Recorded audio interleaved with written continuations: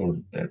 Okay, so what I'm trying to say is that since he was getting the wealth, so probably he was thinking that, well, I mean, Allah is really happy with me. That's why Allah is giving me wealth. Because when someone is getting the wealth, then he can think that, wow, I have good fortune, right? Are you with me, everyone? Yeah. Yeah. Yeah.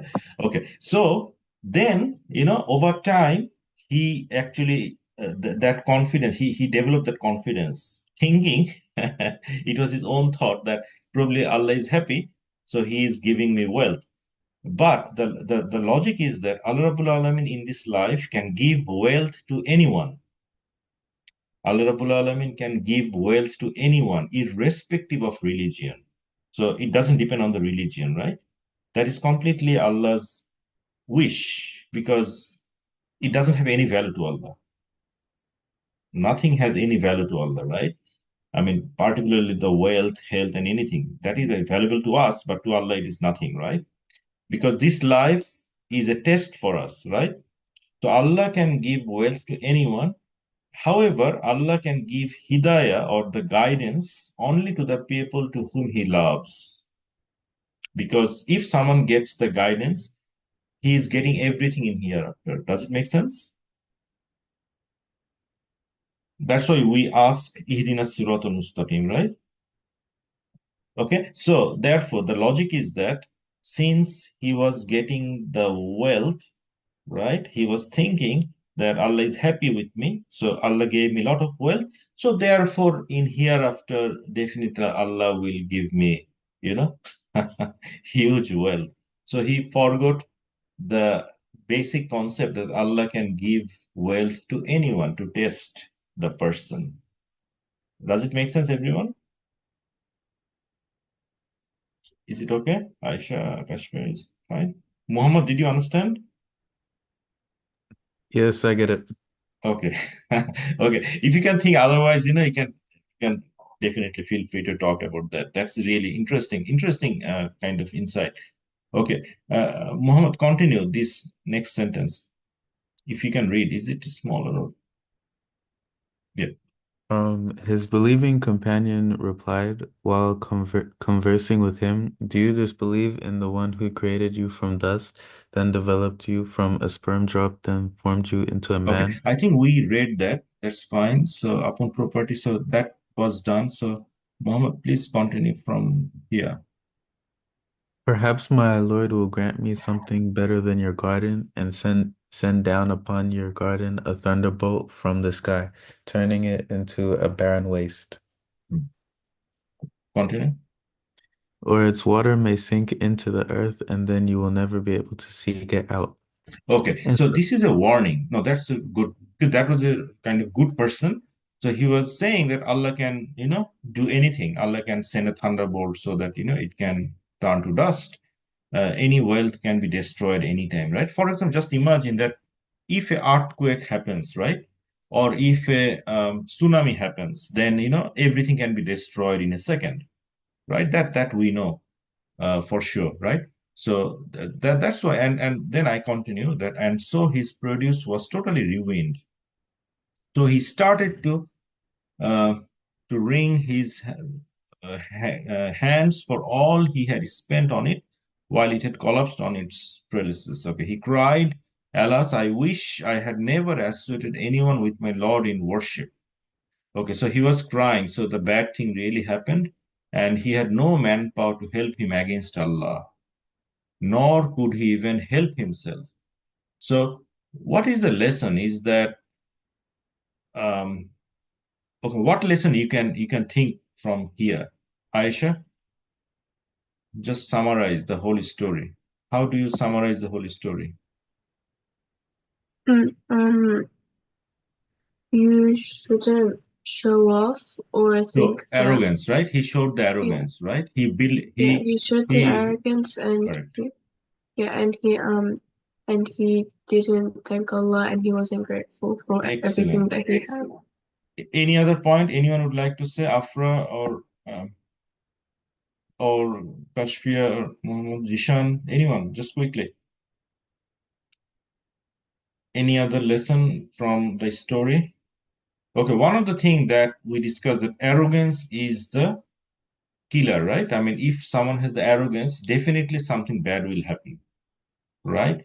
So we should try to avoid the arrogance, right? And the devil, the shaitan, what was his crime? The crime of the shaitan was actually arrogance, right? He he was arrogant, so he actually disobeyed Allah, right? Allah told everyone to do the shizda to Adam, right? But he was arrogant. He was saying that I am superior than Adam, right? And this rich person was actually telling the same thing, exactly same thing to the poor fellow, right? That I have more wealth and so on. And that's why everything was destroyed. And now continue that, Kashmir. Just read that and give them. And give them a parable of this worldly life. It is like the plants of the earth, thriving when sustained by the rain we send down from the sky. Then they soon turn into chaff scattered by the wind, and Allah is fully capable of doing all these things. Excellent, right? So this is the life. Allah Rabbul Alamin is giving a parable, right? A kind of comparative discussion, comparative example that this life is like the plants of the earth thriving when rain is there, right? So rain happens and plants grow, right? But soon that plants will never stay forever. Like our human body, once we were young, then we are growing up, and everyone will be old, right? And then one day everyone will return to Allah, right? So that is the nature of this life. And then Allah Rabbul Alamin is saying, wealth and children are the adornment of this worldly life, right? These are the all the good things, right? So look at that. I mean, this story is covering nothing but wealth, right? Wealth and people, manpower, like supporters, right? All these kind of leadership, like supporters are actually connected to the leader, right? And so on. But everything is test. I mean, if someone has more children, if someone has more wealth, it doesn't mean that Allah loves him. Just remember that. If someone doesn't have wealth or someone doesn't have children, it doesn't mean that Allah hates him or her. Never, right? And this story is the proof of that, right? But these are tests, adornment, and it is a test for Allah. However, Allah Rabbil is saying in this sentence, but the everlasting good deeds. So look at that, amazing. Baqiyatu Salihat, amazing word. Any good deeds. The translation of this Baqiyatu Salihat is any good deed. I mean, if you help poor men, irrespective of religion, if you help the homeless people, right? I mean, amazing. Any good deeds to the humanity, right? Even to help the what I can say, the animals, the plants, right? Everything. I mean, everything is good deeds, right? Charity, any charity work, and so on. These are far better with your Lord in reward and in hope of Jannah, right? Because beware of the day will blow the mountains away, and you will see the earth laid bare, and will gather all humankind, leaving none behind. So Allah is warning us that prepare for that day. Because if we can do the everlasting good deeds on the day of judgment or when we die, even from the graveyard, we will start getting the honor. We will start getting the prizes, the reward, the peace, the comfort. Everything will start from our grave, right? If we continue doing the good deeds. For example, right now we all are actually, reading the Quran. Definitely, our angels are witnessing that. They are recording good deeds in our accounts, right? Even your parents will be rewarded for that, right? Because they allowed you to listen from the Quran, right? Everything is connected. Allah Rabbul Alam is the most merciful. He can give reward to anyone, and he actually said that he will give reward for that.